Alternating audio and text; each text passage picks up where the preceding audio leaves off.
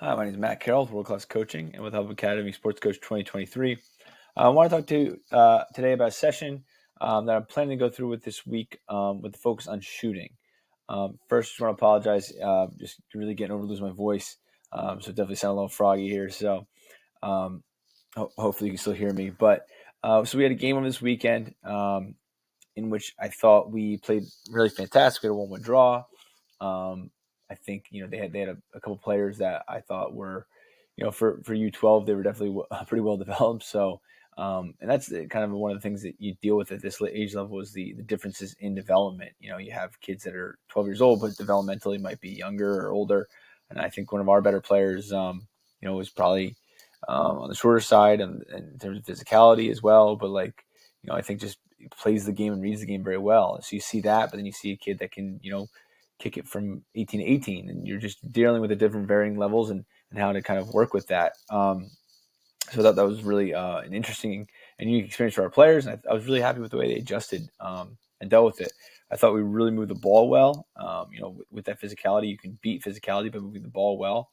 And I thought we got a lot of opportunities where we were getting the ball into what I refer to as the kill zones, which is the outside 6 to 18 and 18 to the touchline here, getting the ball down here into this area, especially down to the end line. I thought we had a ton of balls there. But I thought once we got into the final third, our finishing was pretty weak.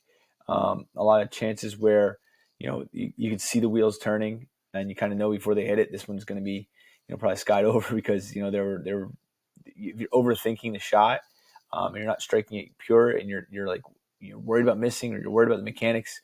Generally what's going to happen is you're going to kind of try to hit it too hard and lean back and hit a couple over into the next park. So I thought we saw some of that, and I thought when we got to the end line, I didn't see us playing a lot of diagonal balls. What I used to refer to as bangoos in high school, or my high school called them raptor bombs for some reason, just diagonal balls back into the PK spot or the 18 that are really effective. If you ever watch Man City, that's really the focus of their attack. I think most of their goals come from those kinds of situations, and I thought we didn't really play that well, play those balls very well. I think a lot of times what happens is, I'll demo it right here. You have a player bearing down on goal. So we can go to the rest of the drill here, but you have a player bearing down on goal, this player right here, and the goalkeeper is right here. We want to play this ball back because every defender is going to have to turn their heads and hips, look for this ball, and even if they get a touch on or a clear, usually a mistime clear, or they have to turn around, or if they get a clear, good for them. But oftentimes what happens is it's a poor clear, and they're just trying to clear the box rather than something where they can hit you on the counter attack. But to play that ball, you have to have a little bit of faith because you're kind of playing into space rather than playing into a foot because you're expecting the runner to make it a late run. But if you play this, so a lot of players will shoot, try to clear the near post here. It's an easy save for the keeper. Keeper saves it, and because we're committing numbers forward to this attack, our numbers are going towards the ball. It's an easy counter for the goalkeeper. So we really try to dissuade them from, I'm trying to, if you can cut in and you get an angle and you chip the near keeper or the back post, or you find something where you cut back to the middle and the goalkeeper comes off their line and leaves the near post open, sure, by all means, if you have the angle, take a shot. But I think sometimes we're just trying to take that zero angle shot because we feel like we're being pressured into it. So this session is about working on that concept. So here's one thing I've been working with my high school team as a kind of a warm up, and I've been introducing it to my my U13s, and it's just a rotation drill of passing. So this is again the first part of our session. We're going to work on technique. This works on the type of finish we want to see. The ball's exerting the power from the pass already, so we're not trying to blast the ball. We're not trying to set up a shot with our touch generally here, except for the middle of the grid here. We're trying to redirect the ball and whip it with enough pace to the back post, maybe a little bit of spin on it, maybe a driven ball to the back post if we can get the keeper to pinch, things like that, but keeping the ball low. We're not trying for a worldie here. We're trying to redirect the ball and just kind of pass into the side netting. So this first pass over here, so I kind of mess this up where he's playing to here, and this player's running onto the ball. So it's a one-touch finish from a low-driven ball. We don't want to roll it there, but and we want to keep it by outside the PK spot, so we're not killing our keepers here. But we're looking for, you're running, your eyes are moving, you're kind of bobbing all over the ball. Might be, especially on grass, taking a few odd rolls. we're just working on where to strike the ball, body positioning, locking our ankle, and driving, and where to drive to the ball. We're doing the same thing on the opposite side here. The middle ball is a chip that we're trying to play kind of in the air here, to the hips, to the chest. Something they have to take down. They have 2 touches here, take down, and then find on usually a half volley here. So all players, after they, this player passes, they move here. This player shoots, they move here, and we just rotate in a box. So everyone ends up just rotating. So you're getting, if you play with smaller numbers here, you're getting 3 shots almost in a row, which I think is better than 1 shot, run to the back of the line, 1 shot, run to the back of the line. You're getting the 3 different looks, and then you're going to the passing. And then you're getting time to work on your passing and playing those attacking balls. So we're getting a lot of touches, a lot of rotation.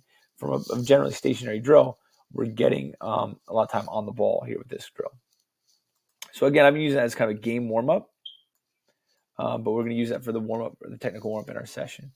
Now this is a passing pattern I use to teach the Bangu, Raptor Bomb, whatever you want to call it. And I'm going to set the players here, just put the cones here to give you an idea. All right, I can set a player. So let's do these guys here.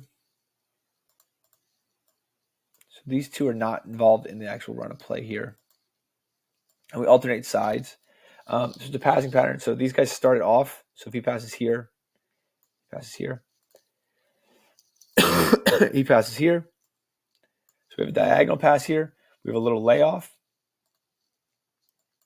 So a little give and go here. This player runs over. They're then going to play what I like to call pass into the kill zone that this player is going to run onto.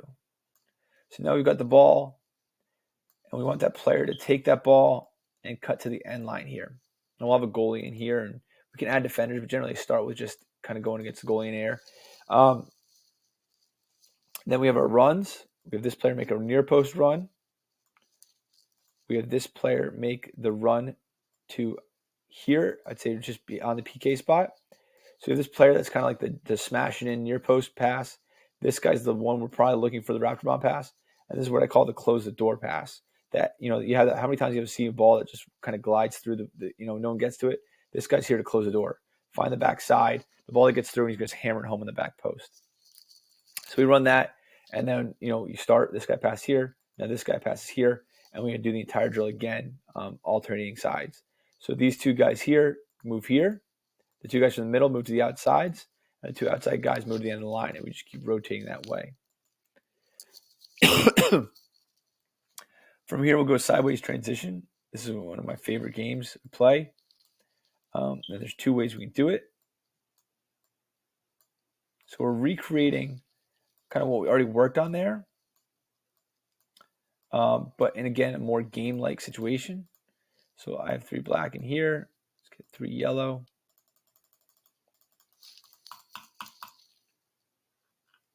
Whenever they're ready. Excuse me. There we go. 3 yellow. They're going to load in a second. It's always the yellow. So basically what we have here is a small sided grid here. It should be a little smaller than it should be comfortable. And they're looking to get 3 passes here, with the 3rd pass being a pass that can break the line. So if black's attacking this goal here, they find a pass here,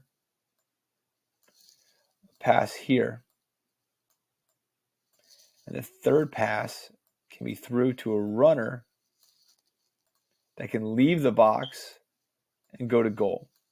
Now, if they shoot and score, they stay on, and the yellow team's off, and a new yellow team comes on. If they miss, they're off, and a new black team comes on.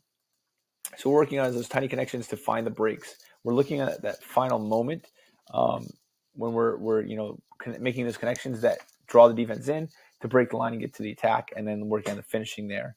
Now, the one thing we can add here is we can add a bumper player on the outside here that we put in the kill zone that they have to play to. So we're automatically creating a Raptor Bomb situation. So we break this pass, and instead of playing there, we play to the player in red for our 3rd pass, and then black makes their runs, and we have a raptor bomb situation.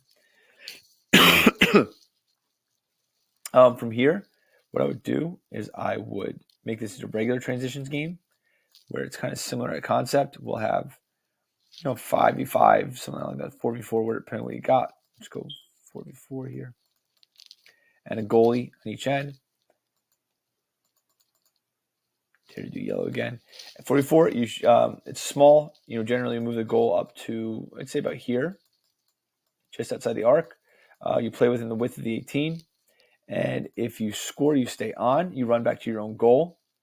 And the goalie plays you a ball, and you go again quickly while this yellow team here jogs off, and a new yellow team comes on. And if you hit him fast, hit him on the counterattack, you hit him on the transition, you can shoot and score, and you stay on.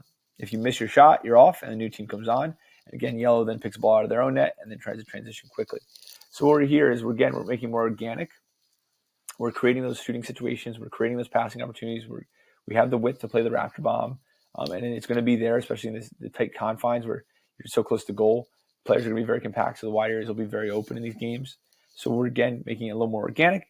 And then from here, I'd go to a final game where we'd play, full-side 11v11 or 9v9, whatever that may be, and hope that we can find situations of raptor bombs in the game and execute them to a higher degree. So yeah, I'd love to hear about some of the things you do to get your players to play that kind of blind pass with the raptor bomb, to be able to trust their teammates and have that connection on, expecting where the runs will be. I think sometimes you can do it well, and you have to play a lot of these patterns, and you don't want to have a whole session where you're just pattern, repetition. You want it to be organic. You want it to be game-like. So I'd love to hear about some of the ways you introduce that into your sessions, and how you get that to get your players to develop that level of trust to be able to play that pass. So again, sorry for my voice, but my name is Matt Carroll with World Class Coaching with Hub Academy Sports Coach 2023. I hope the session finds you well.